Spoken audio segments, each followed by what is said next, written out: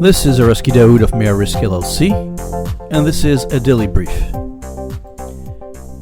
Not all is well in Egypt these days.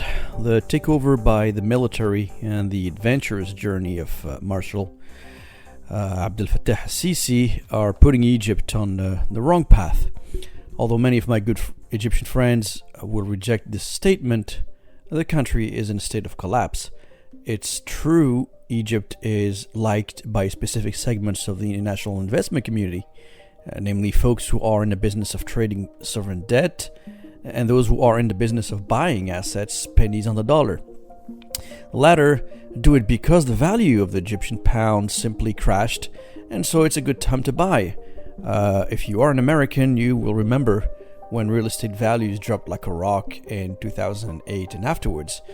Folks with a lot of cash ended up grabbing those assets like hot croissants and got rich as a result. Well, same thing is happening in Egypt, except it's for everything, not just real estate. So here's a simple scenario.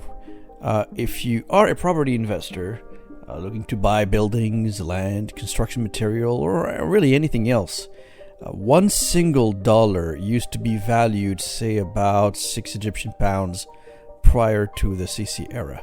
After Sisi came, he adopted a policy of weakening the Egyptian money so as to accommodate foreign buyers.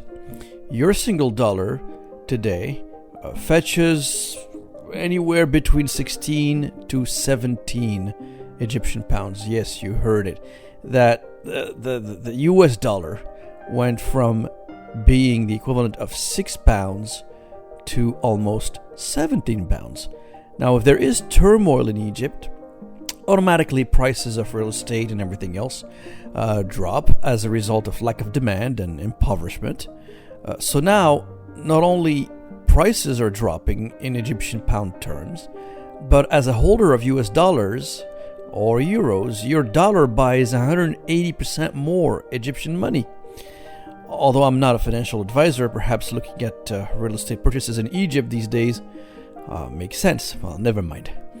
Now, take this concept and apply it to all industrial assets that the country has. And with those prices, and thanks to a fantastic exchange rate, Egypt is bound to attract investors. But at what price? Well, because foreign investor money eventually does not stay in the country, Egypt had to tap into foreign lending and debt to pay for urgent things as part of its budget requirements. And who did it get the money from? The mighty IMF, an organization that agrees to give money only if the recipient country agrees to undergo major and often painful reform. The IMF used to use a cute expression when referring to its conditions. They called it structural adjustment program. It sounds very ticky, but in short, the IMF recipe has always been the same regardless of the recipient country, and includes such things as the privatization of state assets at the lowest prices, mass layoffs of government employees, the removal of support mechanisms to low-income families by cutting subsidies, and so on and so forth. You get the point. In short, the government must withdraw from everywhere and everything and hope that some divine miracle will intervene to fix the mess. Money is in such a short supply that Egypt has been trying to think outside the box to get cash in its banks. El Sisi and his lawmakers have had the brilliant idea of selling the Egyptian citizenship to foreigners. At what price, you might ask? About $430,000 US, a little less than $500,000. A new law has allowed, or is allowing actually, anyone who spends that much on buying a house, investing in a business, or simply opening a bank account to deposit that kind of money to get an Egyptian passport. Frankly, I would love to know how many people obtain the Egyptian nationality through this scheme, and my suggestion is probably not too many. So Egypt is in a messy situation. The country, which received a $12 billion check from the IMF disbursed in installments, has increased fuel prices last week, making it the fifth round of cuts to the subsidies the population used to get. The cuts are a condition for those $12 billion loans secured from the IMF. Electricity prices have also recently gone up by 15%, making the Egyptian people struggle under the weight of a severe period of austerity. And the IMF is happy about this, by the way. But what happens to the simple folks when fuel subsidies are cut? Well, in the case of Egypt, it sent prices of consumer goods at least 15% higher, and those increases can keep on climbing. Now, with the Egyptian state without any money to spend, social programs are the first ones to feel the pain of cuts. The performance of the healthcare sector is in a dismal position, and so is the education sector.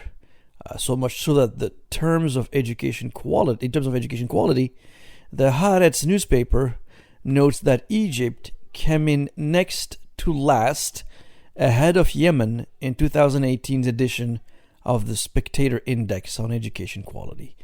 Yes, just ahead of Yemen, the last country in the index. There's not much that the military government of Sisi can do because there is no money, even though classrooms often have 80 students in them. The World Bank calculates that Egypt reduced its investment in education from 3.6% of GDP in 2016 to 2.5%. That's more than a point in 2018. And it is expected to drop further to 2.2 next year. Now, how can one build a country without education is yet another Sisi miracle. With the country's economic challenges come also the security challenges, further enhanced by the fact that the military is in power. When you take away democracy and the rule of law, opposition becomes inevitably and can eventually use violence as we see it today in Egypt. Egypt is as in most other Arab countries, has been using the Islamist terror threat to justify the imposition of military rule. The whole country is in a military compound, and despite efforts to showcase a safe Egypt by importing Hollywood stars, taking pictures in front of pyramids, the country is not a safe place at all. Otherwise, how does one explain British Airways cancelling its flights to Cairo this week? Trust me, a company the size and scope of BA would not make such a decision without absolute certainty that there is indeed a threat. Now, outside of Cairo, the situation is even worse as you get closer to border areas, whether it is with Libya to the west, with Sudan to the south, and even more dramatic in the northeast region of northern Sinai. At the end of June, 7 police officers were killed by insurgents in El Arish, that's in North Sinai, with the Egyptian Interior Ministry reporting the attackers as being jihadis. The subsequent month of July was even deadlier. Militants allegedly tied to Islamic State beheaded 4 civilians in Sheikh Zouaid, also in North Sinai, after the victims allegedly collaborated with the Egyptian military. At the same time, 2 people, including a civilian, were killed in a suicide bomb attack that targeted security forces in Sheikh Zouaid as well. The Egyptian military has also been extremely aggressive, launching bombing campaigns last week aimed at hitting insurgents' hideouts and killing dozens. But since there is no independent monitoring and tracking on the ground of what is going on there, well, the military can do what they want, say what they want, even launch punitive raids on civilians on accusation that they harbor insurgents and no one would know it. Now, the Egyptian people are torn between endorsing the anti-jihadi crusade of El Sisi and condemning his ruthless behavior. The crackdown has not just been on Islamists. Anyone who has a different view, different ideology, different position than those of the military is in deep trouble. Just last week, the administrators of a Facebook page supporting Egyptian ex-president Hosni Mubarak, not even the Islamist Morsi, was detained for 15 days for spreading what the Sisi justice system called false information. I think he was released after he apologized. On the 15th of July, Egypt's rubber-stamping parliament approved amendments to an already tough law to impose even more restrictions on NGOs or non-governmental organizations, essentially marking the death of thousands of NGOs because the restrictions are largely about drying up their funding sources.